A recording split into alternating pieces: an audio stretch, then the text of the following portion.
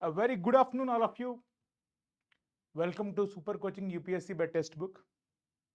This is Venkatesh, your faculty for geography. And today we'll be discussing with a very important topic, India location, India's geography and its borders. You all might have observed about all these events like India's borders, the India location, all those kind of things. Now, without any wastage of time, let us discuss about this. Then what do you call India? What is the geographical position of India? So if you see the geographical position of India,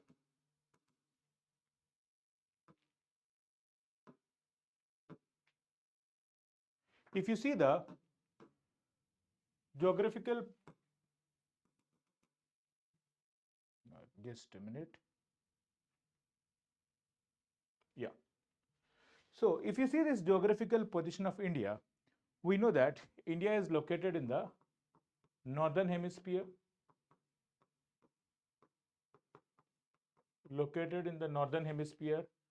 we see that India is located between a certain latitude. That's why India is called it as a what? We call India as a tropical to subtropical country. What do you call that? India as a tropical to subtropical country.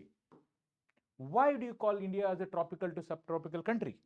Because its location, its geography. If you see that India starts from the mainland, India starts around 8 degree 4 minutes north, 8 degree 4 minutes north to 37 degrees 6 minutes north in the north. So it starts from 8 degree 4 minutes north as the southernmost point of India, of the mainland. From there, as we rise, we'll go to the 37 degrees 6 minutes north, 37 degrees 6 minutes north in the northern part of India. This is our location. If you see this part, now you know that Tropic of Cancer divides India into two halves. So this part we call it as tropical and this part we call it as temperate. But because of various climatic reasons,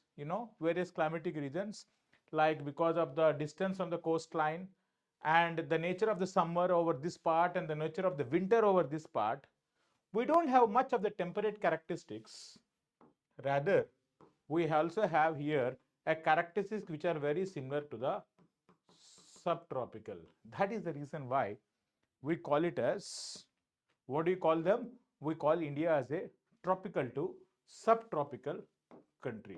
This is the reason. So it is the climate, the geography of India, which is calling it as. By the way, I hope there is no issue as such with audios and videos. Anyone? Everything is visible, right? Right. Okay. So this is the base. Keeping this into considerations, we need to know our borders and the extreme points of India. As you can see in this picture, there are some kind of extreme points, right? There are some kind of an extreme points. You can see Kanyakumari, 8 degree 4 minutes north. That is the mainland's extreme point in the south. The northernmost extreme point, we have it as Indira Col. This is Indira Col. Okay. So you need to remember these points very much. This is the Indira Col. And where it is part of the Pakistan occupied Kashmir. So maybe we are not yet administering it, but definitely it is part of India, right? So we need to remember that as well. Then southernmost we have Kanyakumari and the easternmost Kibitu in Arunachal Pradesh. Kibitu, Arunachal Pradesh at around 97 degrees 25 minutes. 97 degree 25 minutes. Which kind of thing? It is called as the east longitude. It is called as the east longitude. Then we have the westernmost point, Guharmoti. Westernmost point is the Guharmoti, 68 degrees 7 minutes eastern point. Okay, this is the eastern point, but this is the eastern longitude. Please understand, we are located in the northeastern hemisphere. So these are all eastern longitude. So 68 degrees 7 minutes to 97 degrees 27 minutes eastern longitude is our longitudes. By the way, UPSC has asked a question. Name the northern westernmost and the easternmost state respectively of India. Westernmost and easternmost. What are they? You can simply say it is the, you can talk about these things. The Guharmoti region, where it is located, the Gujarat as well as Arunachal Pradesh. These are the westernmost and the easternmost point of India and the respective states. You can also ask India's location with respect to the mountains, which is the northernmost mountains of India. Here you all might remember there is a mountain range by the name as Karakoram. Karakoram mountain range. And here you have a very tiny mountain range. Call it as Cardamom mountain range as part of the Western Ghats. Cardamom mountain range. These two are the points in terms of extreme locations in terms of mountains. What about Andaman Nicobar? The southernmost point India, as you all know, it has to be Indira Point, 6 degree 45 minutes. Okay, the southernmost point happens to be 6 degree 45 minute of, it is located in which part? It is which island? It's an island called as Great Nicobar. And this is the southernmost point of India. Kanyakumari is mainland, but 6 degree 45 minutes is the mainland. In fact, if you have seen India's climate, you all know that monsoons enter India first. It is Andaman Nicobar, not even Kerala. Many of the people say Kerala, isn't it? But it is the Andaman and Nicobar. Right. Right. So keeping this into considerations, we need to remember what kind of questions can be asked.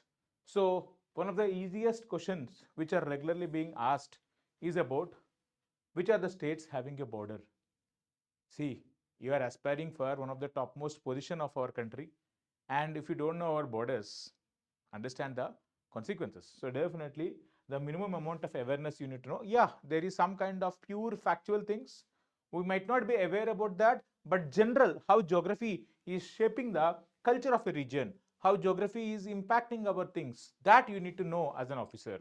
For example, you all know that as part of the history, majority of the events which happened, you see that there are so many people coming from the northwest frontier province into India. Whereas when you have seen the mighty Himalayas, the great Himalayas, which are acting as a boundary, you see that there is not much amount of movement from the Chinese side, but from the side of the northwest side of India, we have seen that many of the people, whether you talk about the Greeks, the Romans, when you talk about all these people from the ancient and the medieval India, the invaders and all have come from the northwest. In fact, who has decided that? Geography. So I would say that there is a significant role of geography even in the development of what history we had. So there is a significant correlation. That is what India's geography is all about.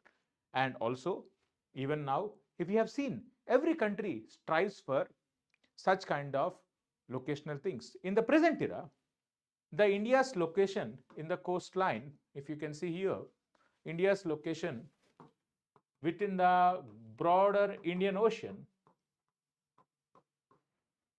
has a huge geostrategic significance, right? Huge geostrategic significance. The pure location, nowadays we call even India Pacific, Asia Pacific as well, right? We are converting this as Indo-Pacific. The reason is very simple. As the international trade is happening from the Bab el Mandab Strait towards from the Red Sea regions towards the Asiatic countries, if you see the location of India, it is a very much located at a strategic place which we can exploit. be it the trade which India can do with Africa, be it the trade which India can do with the countries of Europe, or else the connecting point with with the Asia as well. India has tremendous geographical advantages. So this is the geographical advantage in terms of location of India.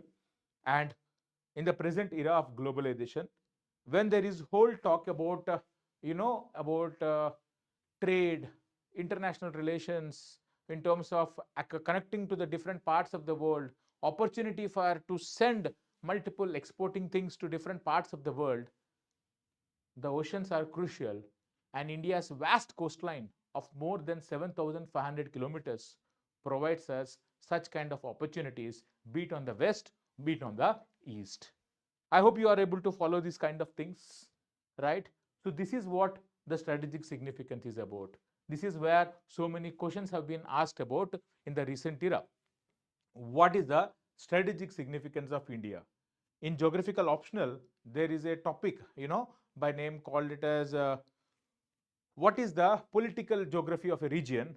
In the part of the political geography, whoever has more borders, especially the coastline, they tend to have more say in the present world, considering the present era of globalization and more accessibility of trade, right?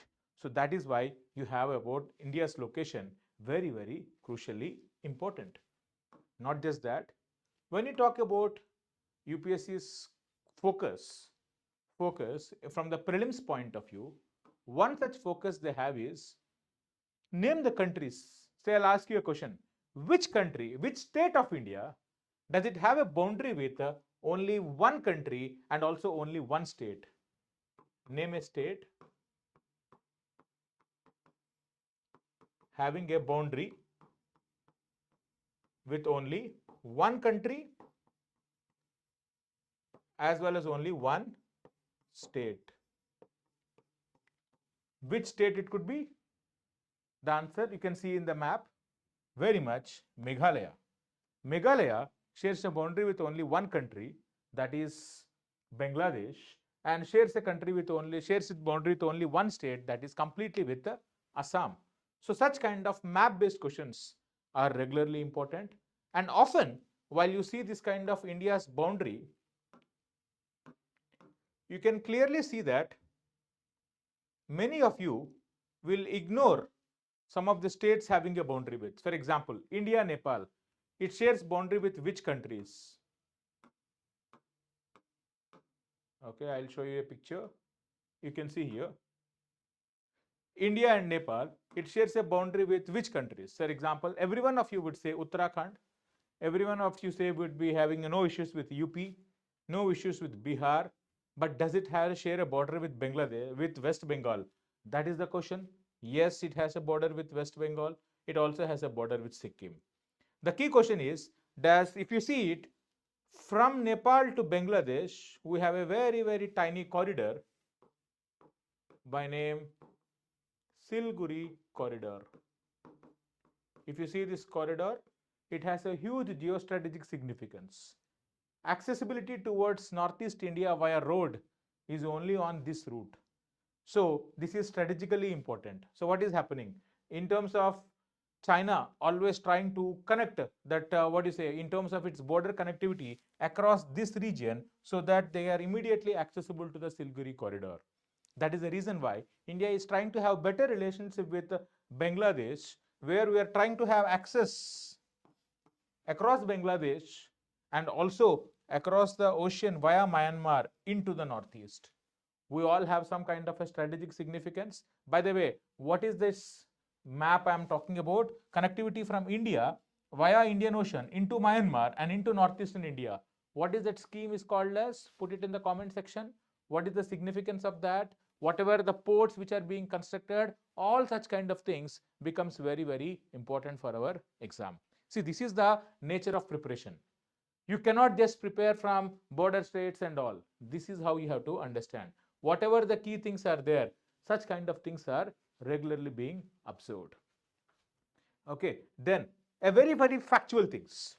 A pure factual things is about the border states. For example, what are the countries India has which are the states of India which have a boundary with Myanmar. Which are the states you have? You have the Mizoram, the Manipur, you have Nagaland and Arunachal Pradesh. Many of you will have a worry whether Bangladesh is having a boundary with Myanmar or not. At what place? You see that Tripura is having only boundary with Bangladesh, not with Myanmar.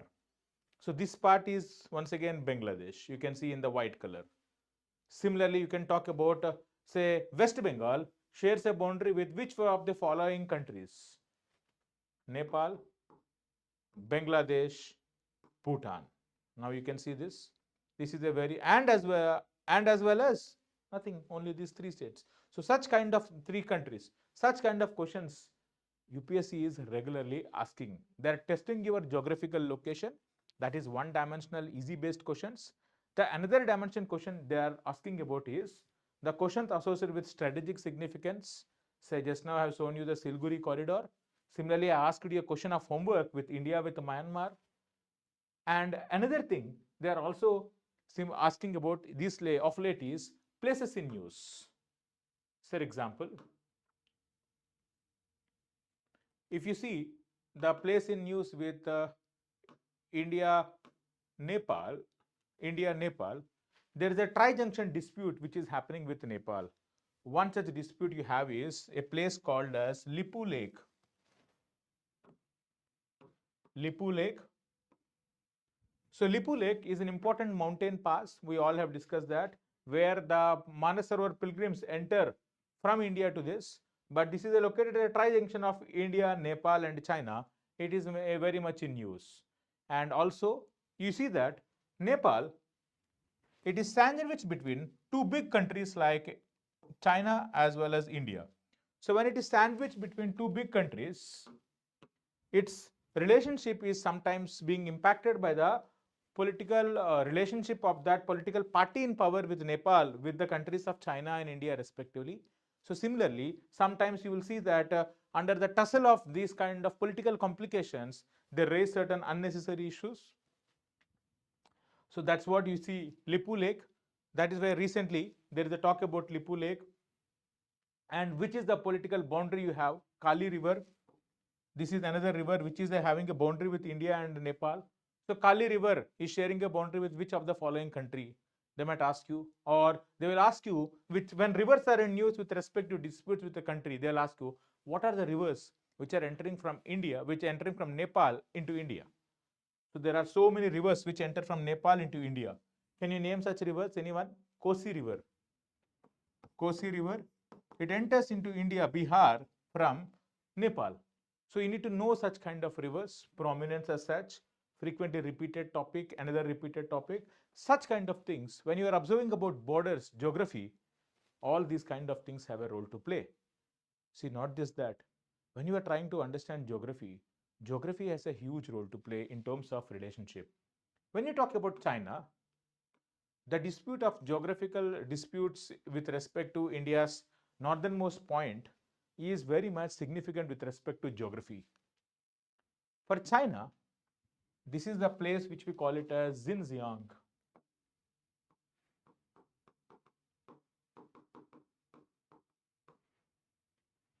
Xinjiang. And this Xinjiang is connected with the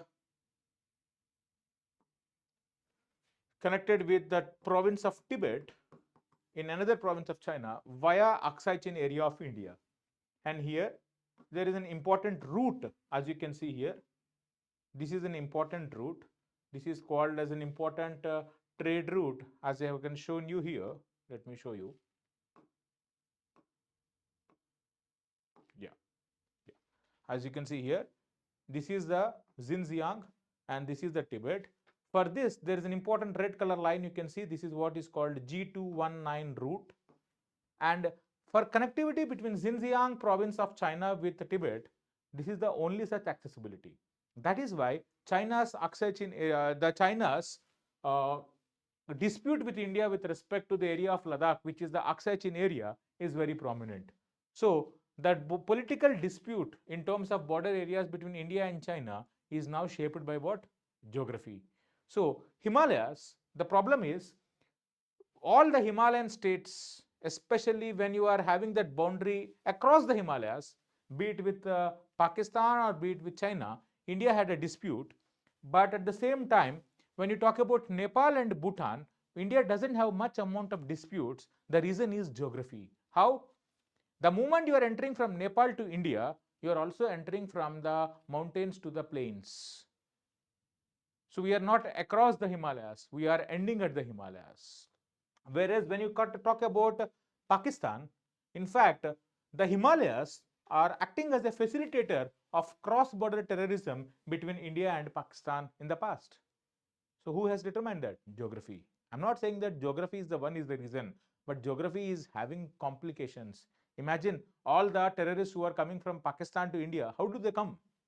Are they using the province of Rajasthan, where it is an open desert, where everything is visible, or they're using the rugged mountains of the Himalayas? The answer lies in your discussion itself, where it clearly says about the rugged mountains. So geography has a role to play in that way, right? So be it the strategic significance. When you talk about the recent dispute with China, which is very much in use, so what is the question and what is the focus where you need to target about is, so what is Aksai-Chin area? What is the concept of a boundary you had? What is the concept of a boundary? The concept of a boundary is very much different from the older era. In the past, boundary means this side of the river belongs to you, that side of the river belongs to me. Mountains, river, this side of the hill, that side of the hill. Now, when you have a political line, this dispute has become much more complicated. For example, in the dispute between India and China, there is a focus called as Johnson line. You can see one, this is the Johnson line, where India accepts that this is the boundary line, and there is a McCarthy-McDonald line, that is the second one, the dotted red color one, black color one. This is the McCarthy line, which China says that this is the accepted boundary between India and China. In reality, the Chinese has entered into India and they are having a line of actual control beyond these places.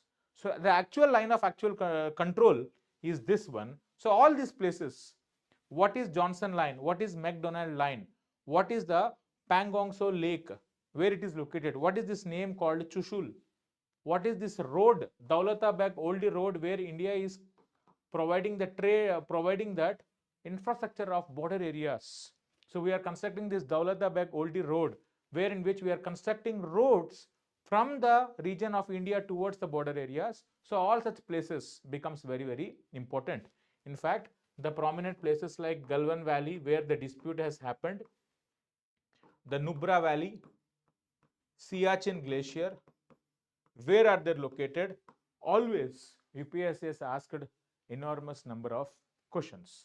What you do is, today you can get into my Telegram channel, where I will be giving you the PDF of this file. Not just that, also some MCQs on India's location and how UPSC frames question on India location. You can get into the textbook app, where I'm discussing about some kind of MCQ practice on India location. And for all the information, you can join in my Telegram channel by just scanning the QR code. And if any doubts you have, you can always have a discussion with me. I'm ready. This is the platform for you to interact with me, and at the same time, where I'll be giving you some kind of quizzes and polls.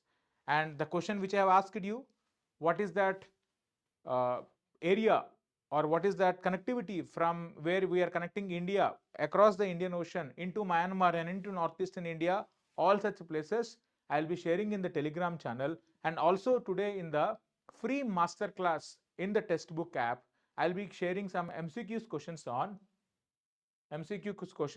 India's location. Until then, you can scan with the QR code, or you can simply type it as Venkatesh's geographical voyage. We'll be discussing questions on this. Moving forward, please subscribe to this channel for more such information and like this video. That's it for today. We'll come with another topic tomorrow for further discussion. Thank you.